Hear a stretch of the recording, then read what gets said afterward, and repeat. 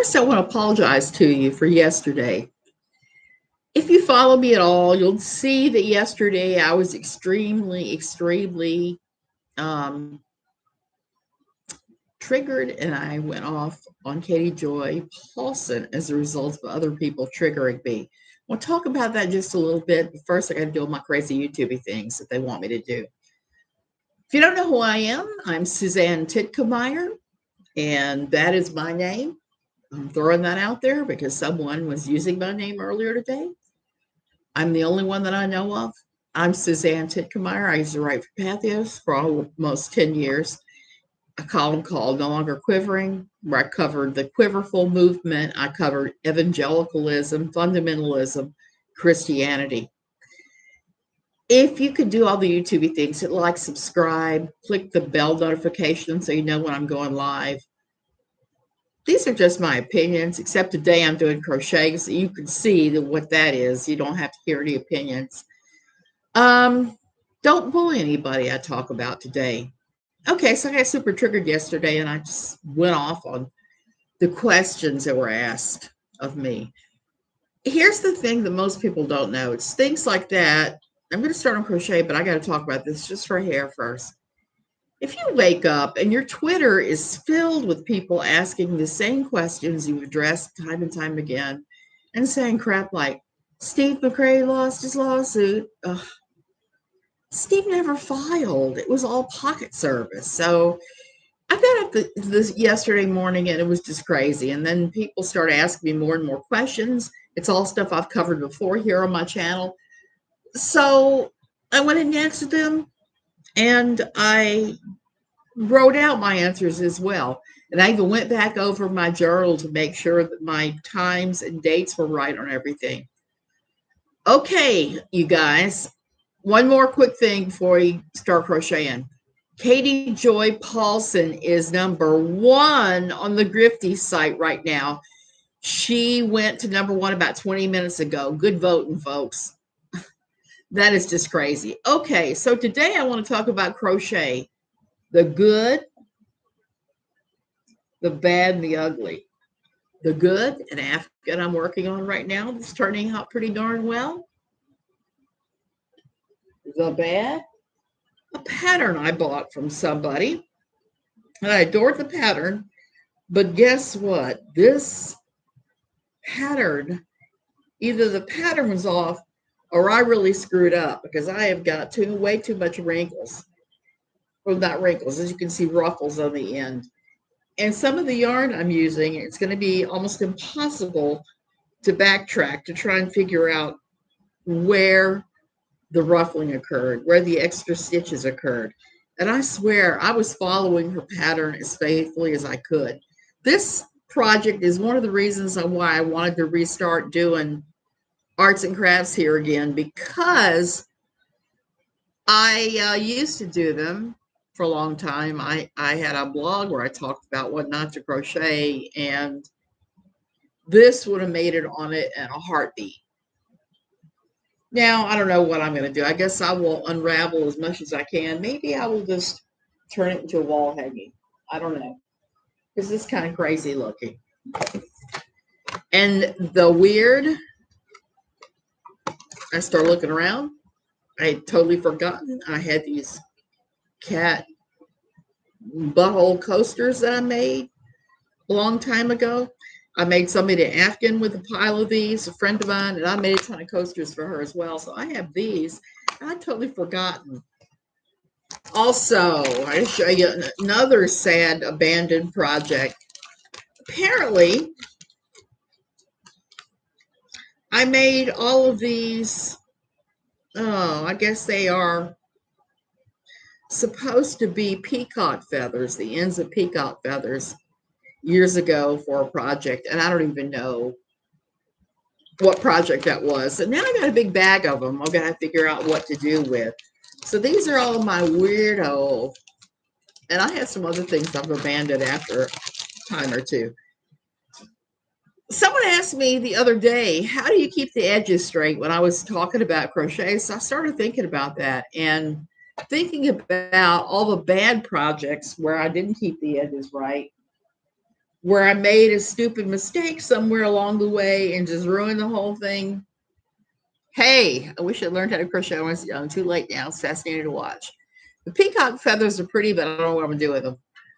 Okay, so I started talking about making straight edges on these things. Okay, that's not an easy task to learn at first, but I'm gonna show you a shortcut that was a way I finally figured out to do it. Someone finally taught me this, and it made a big difference. Okay, first I'm gonna show you this project. I don't have anything trimmed up. I haven't woven the ends or anything. I stopped using washcloths about 10 years ago. What I use are these spa cloths that you can make out of cotton yarn, and they hold up a lot better than washcloths. They've got like an exfoliating effect on your skin. They're super easy to make. I made one of these to show you guys it's much easier. This is a project if you're trying to learn your edges and how to keep them nice and straight that you can do. Okay, and here's a partial one because I'm adding to mine. You see, it's a odd kind of pattern where you do a half double crochet and then a double crochet in every other one. And it gives you this nice texture. I like the texture, but it also helps you keep straight. How does it do that? Well, I'm going to show you. You're going to learn how. It's not that hard. And once you pick up the trick on this, you'll be going, why on earth did I not know this before? Okay, whenever I do these washcloths, and I will put a pattern up eventually too, I always start with 26 stitches. 1, 2, 3, 4, 5, 6, 7, 8, 9, 10, 11, I can count, 12, 13, whoops, but I can't adjust the tension, 14, 15, 16, 17, 18, 19, 20, and now we need 7 more because we have to. That's one thing about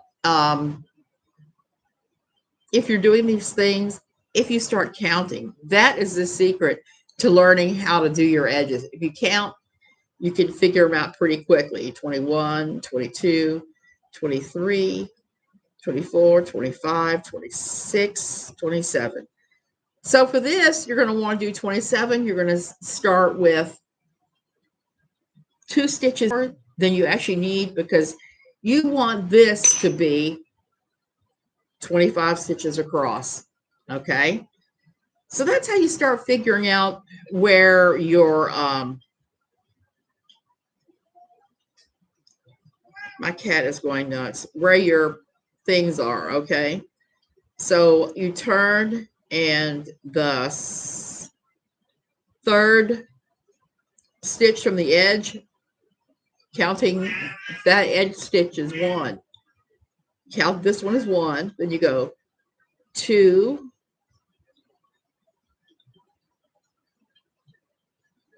3,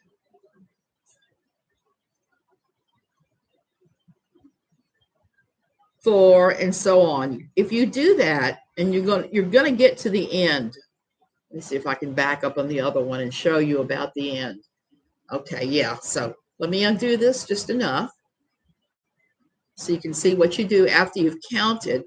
Because when you're doing these in particular, you know you want 25 stitches across. So when you start stitching it, you're going to stop and you're going to count each and every single one of these things. And you're going to make sure that your count is right. Now, because this one, you're starting with a longer stitch, you're going to have to do a shorter one to turn. You would do your stitch to turn. And then in the very next stitch, you would start stitching. And that will leave you start crocheting. That will leave you with that nice straight edge. But at first, like I said, it's all counting. If you count, you can't go wrong. And it's better to learn this early when you're doing this rather than learn it like I did. I learned to do the counting only after many years of really screwing up projects. Sometimes they come out all right, sometimes they wouldn't.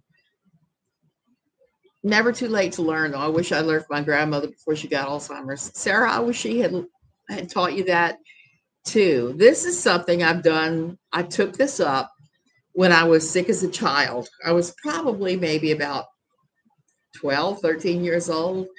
I went through kind of a health crisis where I missed a whole lot of school. I had to have surgery, chemo and radiation, and the I had a lot of laying around, not feeling well. You can only read so long. So I learned how to crochet.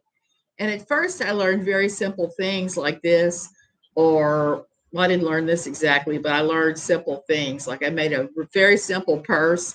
It was basically a rectangle. You crochet tight, sewed it up, and did the thing.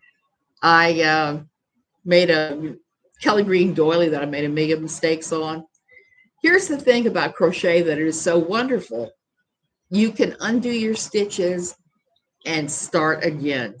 So if you're crocheting on something like this, and you can look and see that your edges are not straight, there's no reason you can't just pull it out and start again. You're not harming anything by doing that.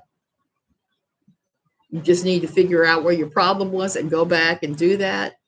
I recommend doing some simple projects at first, counting your stitches, counting them while you're doing them, making sure if you can't remember how many stitches you've put in, if you put your project down halfway, write it down somewhere. That's what I've had to do a bunch of times.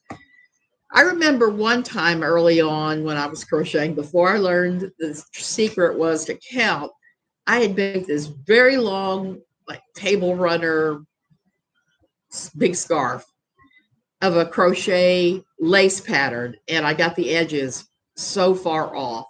It started out like this wide and it ended up like this. And it was the kind of yarn that you could not undo, unfortunately. It was one of those yarns that has long, long, long strands in it. So basically what that ends up being is something that you can't undo because of the fuzziness. So I always recommend when people first start, what baby, to get very simple yarn like this, or like what I'm using on this, something that's not fuzzy, so that if you make a mistake, and I undid this and redid the pattern like 4 or 5 times to get it exactly like I want. So that's the secret. You count, and if something doesn't work, you stop and you rip your stitches out. Whoops. My cat is right here and she's bugging me. I don't know what she wants. Hope it's not another earthquake girl. It's raining hard here today in Tamarindo.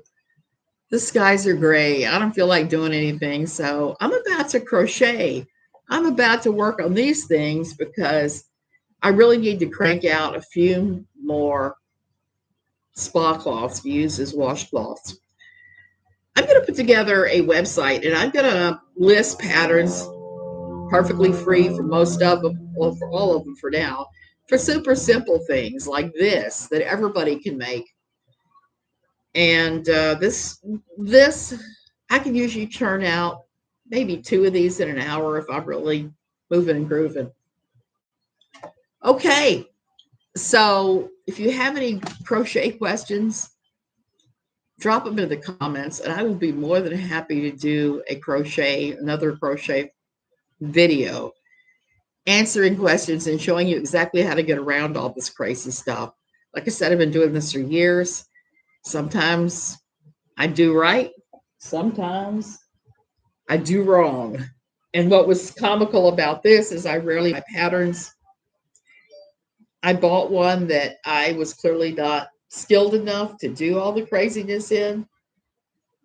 So now I'm stuck with this. I don't think I've tried to undo it a couple of times. It is not cooperative. It's not cooperating with me at all. So I think I might just be stuck with this as a white elephant. Oh, well. I still sleep with my Afghan, my grandmother made me sometime. Awesome, Sarah. Very awesome. I saw a pattern the other day. Well, not a pattern. I saw an object the other day, and I looked for a pattern for it earlier, and I couldn't find one. So I'm going to make up my own pattern for it. A giant octopus pillow with long tentacles. I am so going to make those because I have some off-white, some off-greens, some very light greens. I have some aquas and some oranges and some really strange shades. I think I want to make a pile of those octopus pillows. I think that would be fun. And maybe find some place to give them all away. That is one nice thing. This is a hobby that does make you end up with productive stuff. So I'm going to go ahead and go. This has been one of those days, like I said, it's gray and nasty and raining. The husband's off teaching English. I think I'm going to crochet for the day. I'm going to work on my Afghan and try not to worry about this one. Okay, I'll see you guys later. I know it's quick, quick, quick.